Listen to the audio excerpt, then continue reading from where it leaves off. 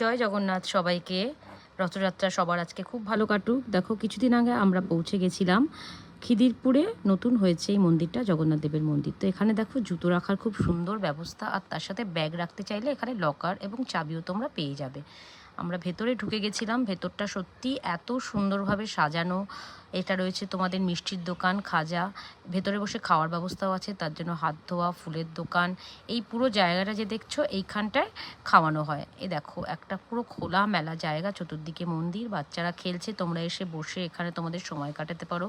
আমরা সিঁড়ি দিয়ে ওপরে প্রথমে উঠে গিয়েছিলাম, তারপর নিচে নামছিলাম ঠাকুরের প্রসাদটা নেব বলে। তো যাই হোক, নিচে দেখতেই পাচ্ছ কাউন্টার এবং এই পাশে খাজার দোকান।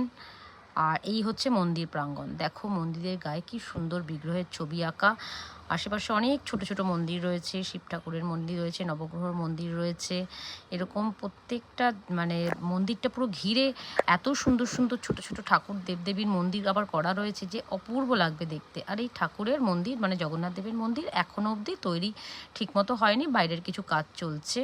পুরো খোলা মেলা একদম খিদিরপুরের মধ্যে। আমি লোকেশনটা তোমাদের ক্যাপশনে দিয়ে দিচ্ছি। তোমরা যদি কেউ কলকাতায় থেকে যেতে চাও, হয়তো জানো না, তারা অবশ্যই ভিজিট করতে পারো জগন্নাথ দেবের এই মন্দিরে। এখানে দুপুরবেলা টিকিটের বিনিময় খাওয়া দাওয়ার ব্যবস্থাও আছে। এটা হচ্ছে মন্দিরের ভেতরটা।